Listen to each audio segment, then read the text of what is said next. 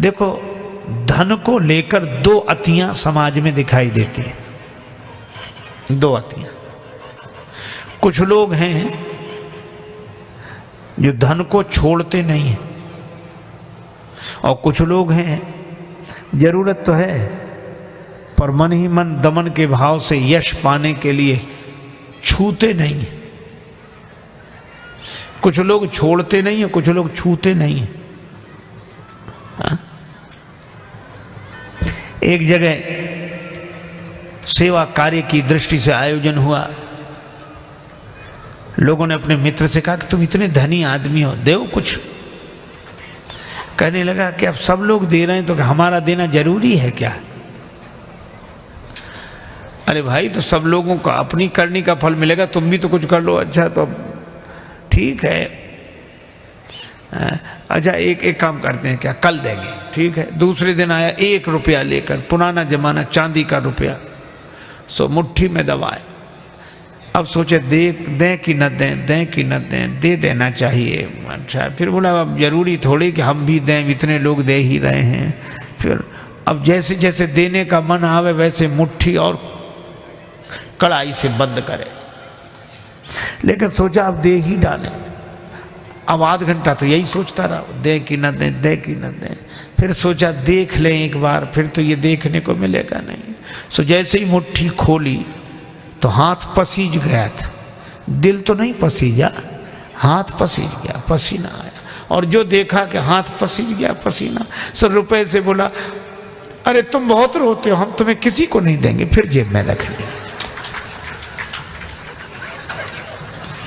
एक वे हैं जो छोड़ते नहीं। हाँ, मुझे एक संत कथा सुना रहे थे। एक सज्जन का नाम था दानचंद। गंगा जी से 12 किलोमीटर दूर उनका गांव था। दानचंद को भगवान ने संपन्नता तो दी थी, धन तो दिया था, लेकिन लोभी इतने थे कि लोगों ने व्यंग में ही उनका नाम दानचंद रख दिया था। कभी कोई पुण्य कार्य नहीं किया, कहते खर्च होगा। तो पत्नी ने कहा कि गंगा जी नहाया और 12 किलोमीटर दूर हैं, इसमें क्या खर्च हो रहा है, चले जाओ। सवारी की भी जरूरत नहीं, पैदल पैदल चले जाओ, और गंगा जी तो नहा लो।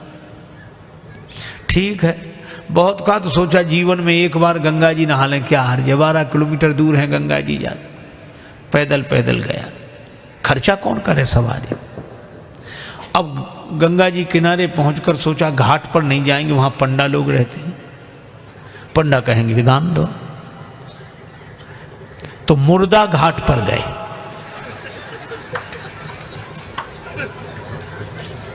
अब मुर्दा घाट तो खाली रहता, कभी कभी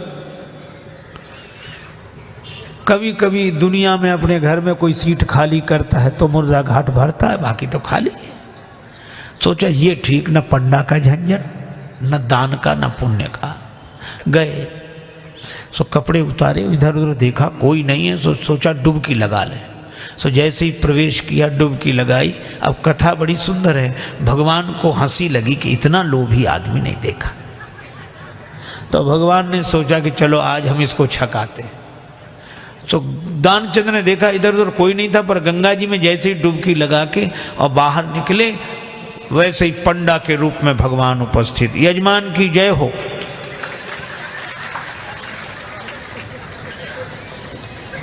दानचंद बोले तुम कौन हो?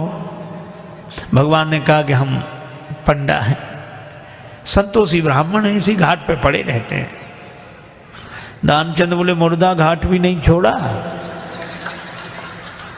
पंडा जी बोले हम संतोषी ब्राह्मण हैं और घाट पर तो और पंडा लोग रहते हैं, हम तो यहीं पड़े रहते हैं, और हमारे लिए कोई ना कोई आप जैसा यजमान आ जाता, 1-1 वर्ष तक का खाने पीने का इंतजाम कर देता है।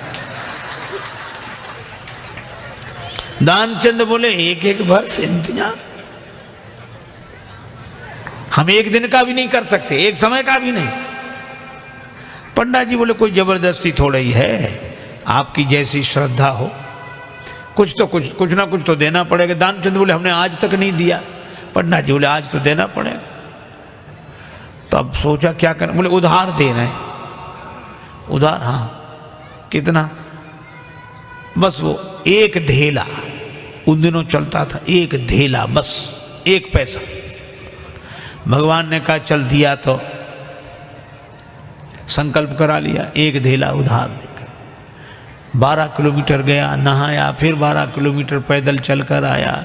शाम होने को आई, थका हुआ दानचंद बेचारा घर में भीतर सोने ही जा रहा था। तब तक दरवाजे पे आवाज आई, यजमान की जय हो। दानचंद का देखो कौन है। पत्नी बाहर गई, देख कर आई और बोली किसी पंडा से कुछ देने के लिए कहे आए थे। दानचंद जी ने कहा था, बोले आ गए, बाहर आई हैं। दानचंद बोले आ गया वो? हाँ। दानचंद बोले कि कह दो कि अभी दानचंद बीमार हैं, 2-4 दिन बाद आना। पत्नी ने कहा कि वो तबीयत खराब हो गई, वो बीमार ज़्यादा हैं, आप 2-4 दिन बाद आना। पंडा जी बोले दान मिले चाहे ना मिले, पर हमारे संकल्प में वो हमारे यजमान बीमार हो, ऐसे संकट के समय यजमान को छोड़ना धर्म नहीं। हम भी यहीं रहेंगे जब तक वो स्वस्थ नहीं हो जाते, यहीं इंतजाम कर दे।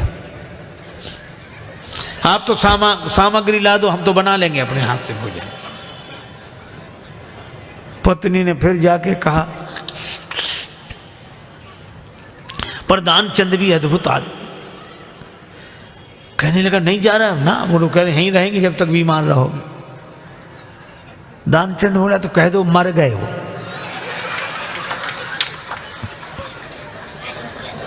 तो ये ऐसे कैसे कह दें?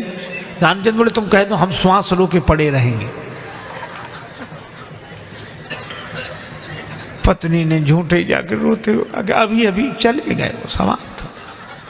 पंडा जी बोले चले गए, मर गए?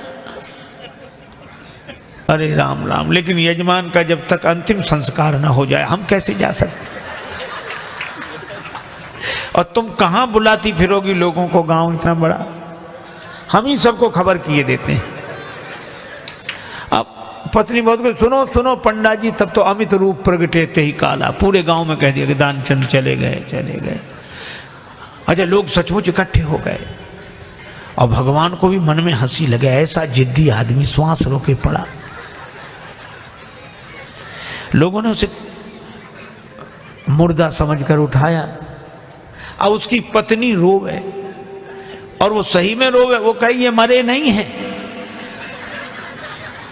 और गांव वाले कहते जाने वाला तो गया, ये तो तुम्हारा मोह है। वो कहे कि नहीं मरे, गए वो तो। वो बेचारी रोती रही, कौन सुने। दानचंद को उठा लिया, बांध लिया, और वो भी बंध गया। भगवान ने कहा कि हद हो गई, ऐसा आदमी हमने नहीं देखा। भगवान को लगा कि सब हमसे हार जाते हैं, आज हम हार गए इससे। ले गए, चिता पर रख दिया, अग्नि लगने वाली थी। भगवान ने कहा ये मर जाएगा लेकिन देगा नहीं कुछ। तो भगवान ने कहा कि यजमान के कान में हम कुछ मंत्र बोलेंगे। हाँ ठीक है। सो भगवान ने कान में कहा, आया हूं बैकुंठ से तुम हित नाता जोड़। भगवान ने कहा कि हम हार गए, हम भगवान हैं, बैकुंठ से आए, तुमसे नाता हमने जोड़ा। सो पंडा ने जो कहा कि आया हूं बैकुंठ से तुम हित नाता जोड़, तो दानचंद ने सोचा ये तो भगवान है। सो आंख खोली, और जो आंख खोली तो वही पंडा, और जो पंडा को देखा तो फिर आंख बंद कर ली। भगवान ने कहा कि हम तुमसे कुछ नहीं लेंगे, मांग ले हो वरदान कछु, तुम ही हमसे कुछ मांग लो। तो दानचंद क्या बोला? बोले धेला दीजिए छोड़, बस वही छोड़ दो और कुछ नहीं चाहिए। अब बोलो, ये लोभ की अति, इतनी अति। देखो,